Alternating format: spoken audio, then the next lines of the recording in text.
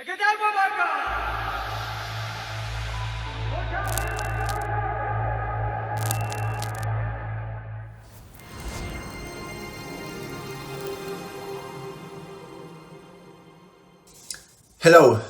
I'm Dr. Ismael Cortés, and I've been working in the last 5 years in the fields of political rights and cultural rights. Currently, I'm serving as an MP in the Spanish Parliament, and I'm honored to teach the third lecture of the Barbalipe Roma Online University. My lecture is titled Roma Identity Between Unity and Radical Diversity. And the aim of this lecture is to answer the following questions. First question. How could such a transnational identity as the Roma operate effectively in a highly decentralized political system? Second question. How do different dimensions of identity intersect and interact among them? Nationality, ethnicity, ideology, class? Third question. Which kind of commonalities shall we search for to connect the Roma identities with the non-Roma? And the last question. What are the limits of ethno-communitarian logics of political participation in democratic and liberal societies? To answer these questions, this lecture will reconstruct the genesis of over 30 years debates on Roma rights, tracking from the classical debates on exclusion and discrimination to the new trends on self-definition and self-determination. Conceptually, this lecture will expose the nexus among some key notions like pariah, antigypsyism, identity politics, commonalities, and multitude. In the post-socialist juncture, the studies in the theory of recognition design new models of justice, in which the notion of exclusion describes a state in which certain groups are unable to participate in different domains of society: economy, culture, and politics, as well as the process leading to and sustaining such a state of exclusion. As the United Nations recognizes, exclusion entails not only material deprivation, but also lack of agency over important decisions, as well as feelings of alienation and inferiority. And in this sense, the Romani scholar Ian Hancock was a pioneer in the field of social theory for the recognition of denied rights to oppressed peoples. When in the 80s he framed the problem of Roma exclusion within a long history of persecution, violence, and discrimination. In fact, in 1987, he published what to me, and to many, is his best book, Pariah Syndrome, an account of gypsy slavery and persecution. Here, he analyzes more than 8 centuries of blatant violations of human rights from the 12th century to the 20th, including major episodes such as the Holocaust from a Europe-wide perspective. Besides his historical analysis and the brilliant pages dedicated to a repertoire of stereotypes that constitutes the archive of antigypsyism, in chapter 15 he explains the essence of the pariah syndrome. The condition of being a pariah has caused a situation of ongoing dependence, a subaltern conscience regarding the mainstream institutions where political decisions are taken. In his own words, I quote literally, "Existing for centuries in a society which provided all what little material possessions they had, and which allowed them no involvement in any kind of decision-making, their modern descendants still look to the establishment as a source of support rather than as something to be worked with for the long-term good." End of the quotation. In his book, Hancock expresses his double capacity as a scholar and also as a Romani activist, when he suggested the urgency to overcome the passivity provoked by the pariah syndrome. the inertia of centuries of discrimination will continue in the future unless a major action is taken against it. In this regard, the antigypsyistic attitudes of majority society will continue, as Hancock says. I quote, "These attitudes on the part of the non-gypsy population, whether academic or popular, are a direct result of centuries of oppression. An oppression which has denied gypsies the wherewithal to make their voices heard and to challenge discriminatory laws and widespread negative media stereotyping. Other persecuted people have begun to redress the wrongs being perpetrated against them. There are now no laws operating against American Indians or Afro-Americans in this country, nor are they maligned and misrepresented in the press." End of the quotation. In his capacity of being an erudite, Hancock assumes that the readers already know what a pariah is about in sociological terms. So this explanation is missing in his book. Next, I will put in perspective the notion of pariah by drawing a parallel with the Jewish people. In the early years of the 20th century, Max Weber described Roma and Jews as pariah peoples. In his different books, Ancient Judaism, The Religion of India, and The Sociology of Religion, Weber employed his concept to distinguish communities characterized by the loss of residential anchor and by political and social disprivilege. As the British and Hungarian sociologist Ismael Pogani mentioned, although Weber's pariah peoples thesis was developed almost a century ago, it offers an excellent theoretical framework for identifying and interrogating the problems, economic, social and political problems experienced by Roma in today's Europe. In the middle 20th century, the philosopher Hannah Arendt wrote a series of pieces on the Jewish identity. In a text titled "The Jew as a Pariah, a Hidden Tradition," she established a dialogue with Weber's concept of pariah.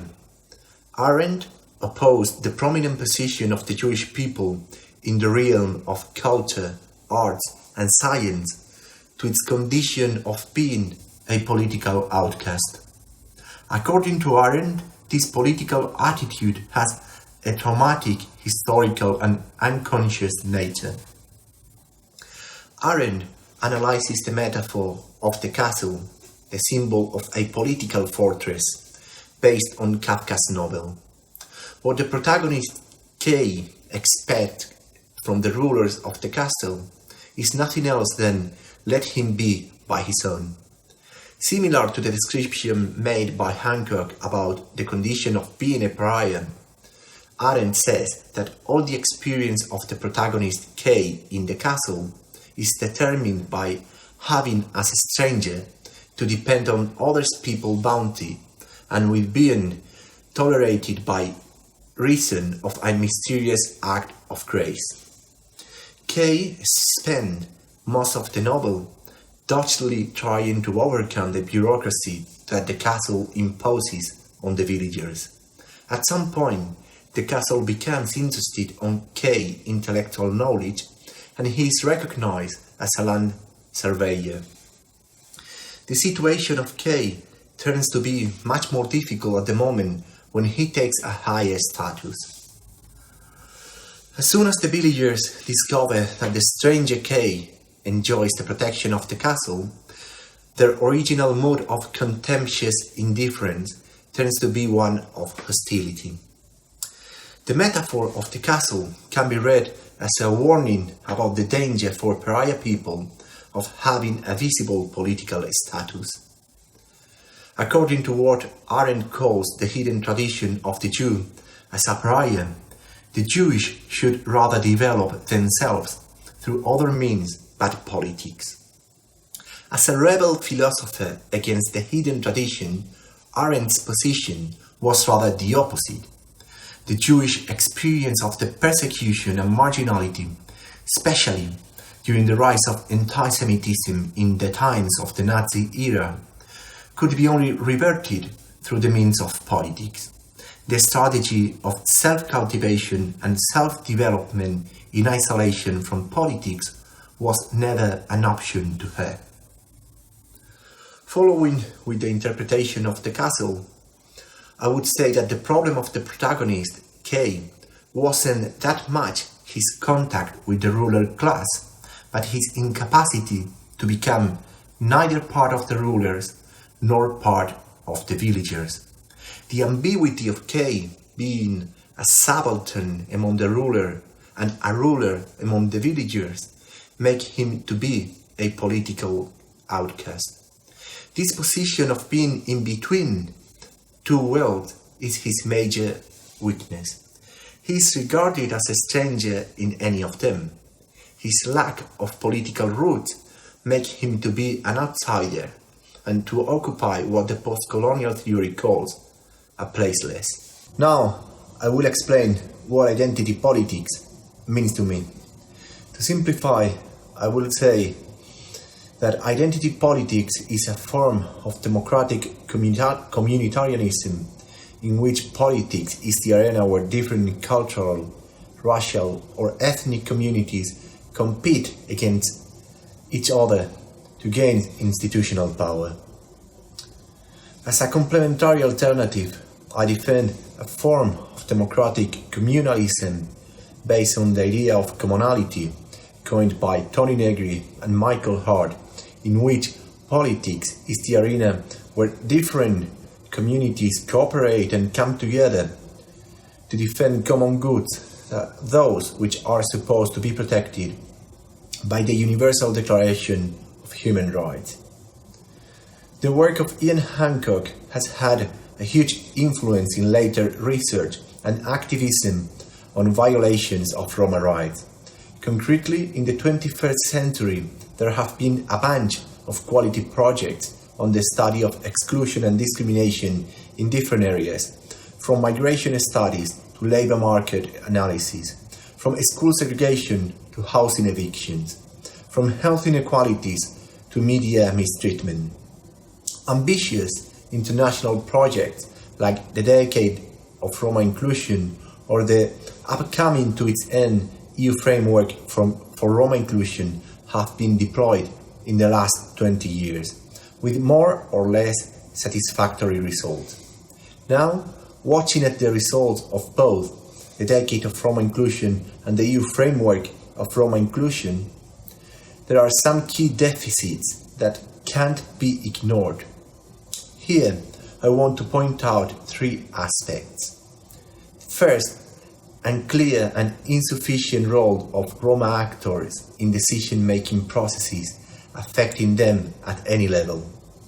Second, lack of Roma actors in high-level political position in charge of the design and implementation of policies affecting Roma. And third, local Roma communities were insufficiently aware of the existence of such policies, if at all.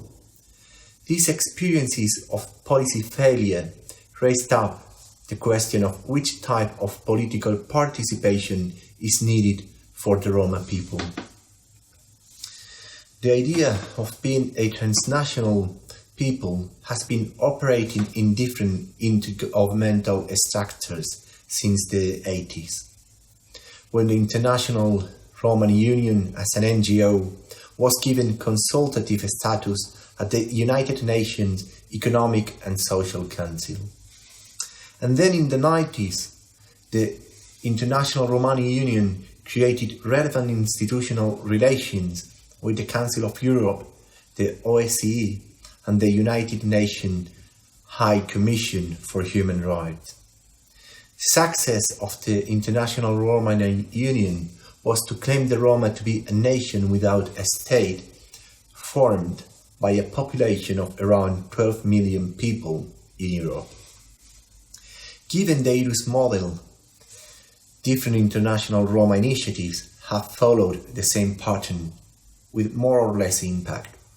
The Roma National Congress, created in Hamburg in the 80s, the Secretariat of the European Roman Travelers Forum, created in Strasbourg in 2005, and the European Roma Grassroots Organizations, created in Brussels in 2007. Behind this model, I want to highlight the role of a mastermind and mentor of many Roma activists, Nicolae Gheorghe. Gheorghe was a Romanian sociologist, deputy president of the International Romani Union between 1990 and 1999, and head of the OSCE ODIHR Roma contact point from 1999 to 2006. In the 90s, in the context of the fragmentation of the former Yugoslavia, Nicolae Gheorghe explained that, I quote, "Within the framework of a new Europe extending its democratic standards and borders, Romani elites are attempting to enter European politics and to gain political representation and recognition of their ethnicity. The Roma are among the last groups in Europe to discover the potential and power of ethno-nationalism and to struggle for a political space of their own." End of the quote. During his mandate at the OSCE, Gheorghe took a major place as a mediator in the negotiations that led to the unifying of the two biggest international Roma organizations of those times, the International Romani Union and the National Roma Congress, into one umbrella organization under the patronage of the Council of Europe. I mean, the Secretariat of the European Roman Travelers Forum. In 2009, ERTF published its chapter on the rights of the Roma, stating in Article 6, I quote, "We, Roma, have the right to self-determination, in accordance with international law, including the right to cultivate one's cultural autonomy, the right to freely promote our economic, social, and cultural development, and to select our partners, projects, and programs on our own." End of the quote. Gheorghe defended that ERTF should have a parliamentary structure under the supervision of the Council of Europe's Parliamentary Assembly to prepare the way for an elected European Roma Parliament. Besides the lack of political will at the highest intergovernmental instances, three factual conditions blocked the possibility to enable a legitimate democratic process that could lead to a transnational Roma parliament. In countries where the Roma people is recognized as a national or ethnic minority, there is no reliable data to construct a rigorous ethnic census. Second, there are major European countries which do not recognize the Roma people, neither as an ethnic minority nor as a national minority. And the last point is that in Germany and Sweden, where the Sinti Roma are officially recognized as a national minority, it is forbidden to collect and to use ethnic data for any political purpose. Thus, the basic conditio sine qua non to build a recognized and legitimate democratic representation, I mean to count on an official electoral census, was then and still is missing. Eventually, in 2015, the Council of Europe stopped funding ERTF. Since then, its political leverage has decreased in a significant manner. What can we learn from this experience? If we look at the EU legislative framework, there is no viable liberal democratic form of identity politics there. There is no any form of multiculturalism or communitarianism in there. The EU is based on a liberal conception of citizenship articulated through the Charter of Fundamental Rights and the different treaties, aiming to prevent dynamics of racial politics or ethnic policies. The EU put at the core of its values the general principle of equal treatment between persons irrespective of racial or ethnic origin. In this sense, the Lisbon Treaty built on the definition of EU citizenship, asserting a claim of equality for all EU citizens and defining exactly who those citizens would be. I quote, Article 8 of the Lisbon Treaty. In all its activities, the Union shall observe the principle of equality of its citizens, who shall receive equal attention from its institutions, bodies, offices and agencies. Every national of a member state shall be a citizen of the Union. Citizenship of the Union shall be additional to national citizenship and shall not replace. End of the quote. The European Parliament has not developed any mechanism to facilitate political representation of ethnic minorities. Thus, Roma politics is operating de facto through NGO networks. This political scenario has forced the Roma to play such an asymmetrical power game that it has generated what Julius Rost has called a tokenistic relationship. This is a form of political manipulation that consists of placing NGO leaders on advisory governmental or intergovernmental bodies or ad hoc committees to get legitimacy from them. Meanwhile, their opinions are not substantially taken into account in agenda-setting processes, budgetary decisions, or policy framing design. To reflect on this matter, I want to highlight the words of the current director of the Roma Initiatives Office at the Open Society Foundations, Željko Jovanović, from an interview I made to him back in 2015. I quote, "Unlike other minorities that build their political organization on the model of political parties, we Roma have built our model on the NGO structure.